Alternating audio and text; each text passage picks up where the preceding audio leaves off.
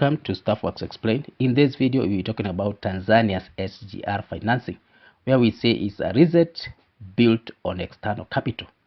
A major financing deal has brought renewed momentum to Tanzania's standard gauge railway SGR, but it also reopens questions about funding strategy, execution delays, as well as shifting policy positions.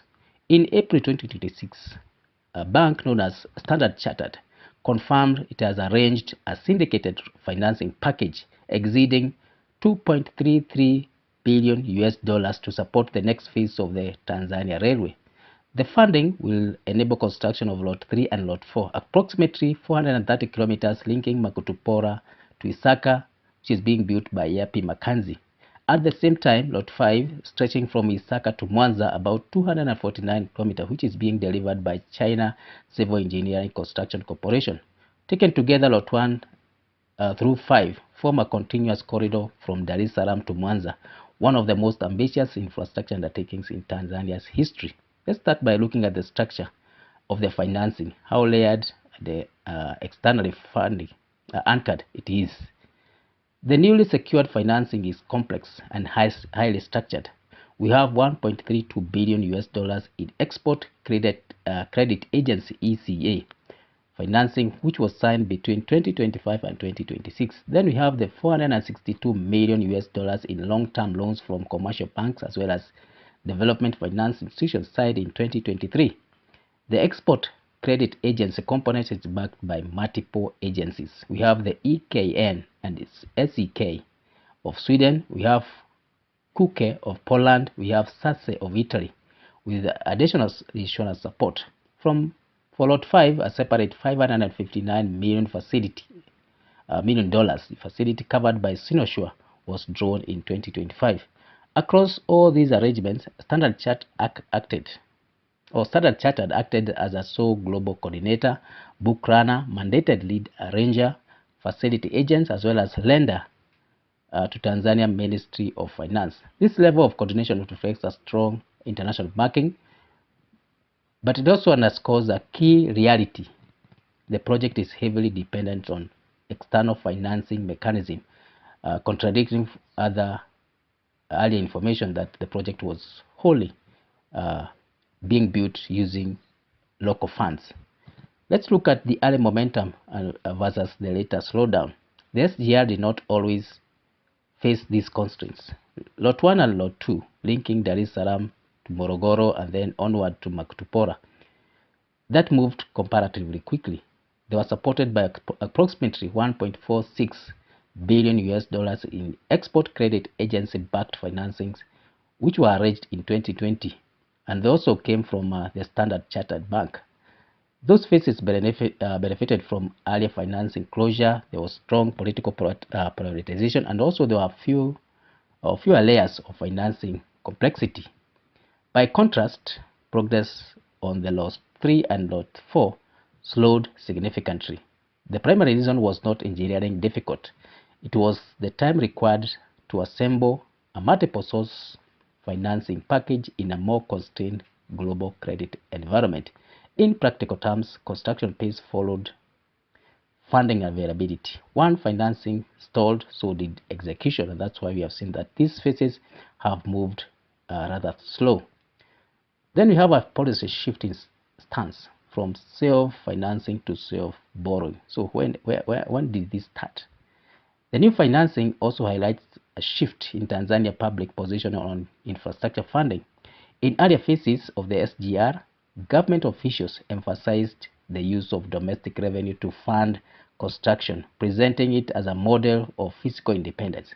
This approach was often contrasted with Kenya's debt-financed railway development, where Kenya borrowed heavily from China, with Tanzania leadership signaling a preference for minimizing external borrowing. The current structure tells a different story. The reliance on export credit agencies, syndicated loans, and externally backed facilities indicates a move toward the same blended financing model that Kenya used.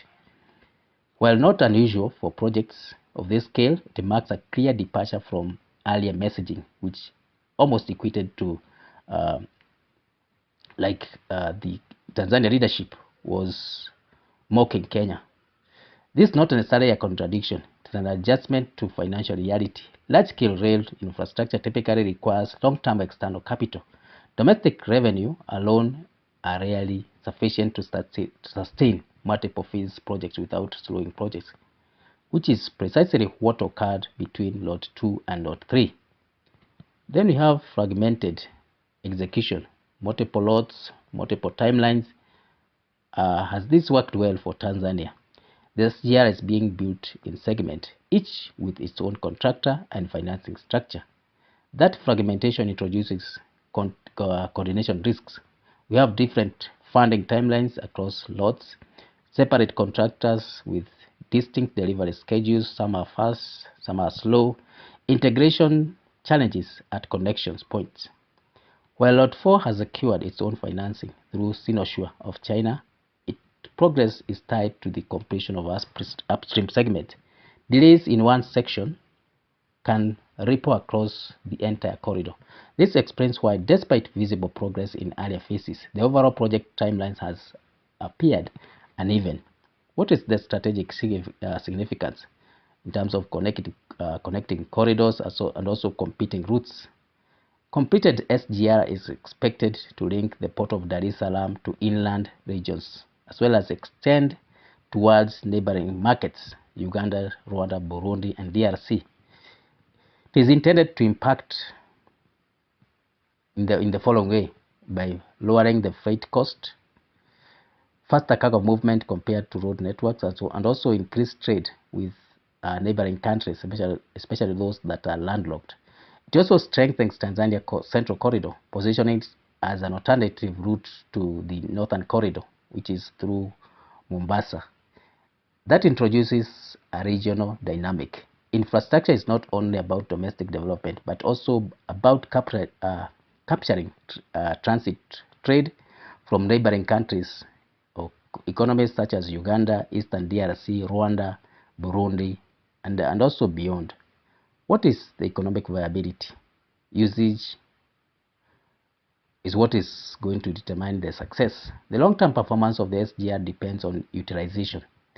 Rail infrastructure of this scale require consistent freight volumes to justify its cost.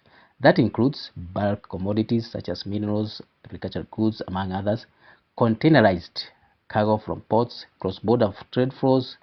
If these volumes materialize, the railway can reduce logistics in terms of cost, stimulate economic activity as well in the region, and also other benefits. If they do not, the financing or the financial burden will shift to the state.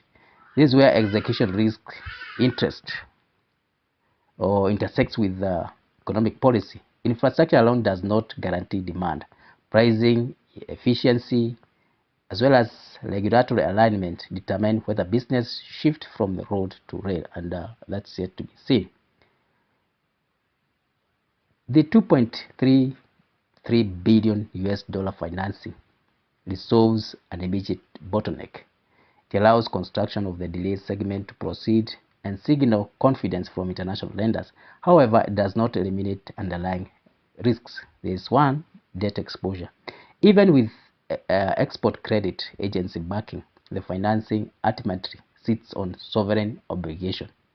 There is also execution complexity. Multiple contractors and funding sources increase the likelihood of delays as well as cost overruns.